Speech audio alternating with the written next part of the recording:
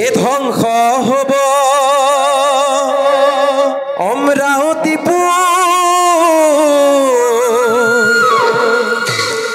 ধ্বংস হব কিন্তু দেব ভোগ্য বসুন্ধৰা এটি পলকতে। ও শুনো শুনো পুৰন্দৰ, এই শুনো শুনো শুনো শুনো পুৰন্দৰ, মুহুৰ বচন অস্ত্ৰে অস্ত্ৰে অস্ত্ৰে এই অস্ত্ৰে শস্ত্ৰে সুসজ্জিত হোৱা সাৱধান। শুন শুন পুৰন্দৰ মুহুৰ বচন,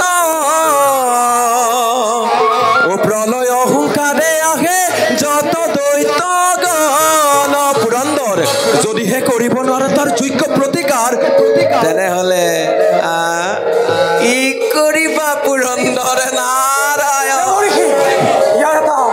উপায় দিয়ক দেৱঋষি। উপায় উপায় উপায় উপায় উপায় উপায় উপায় উপায়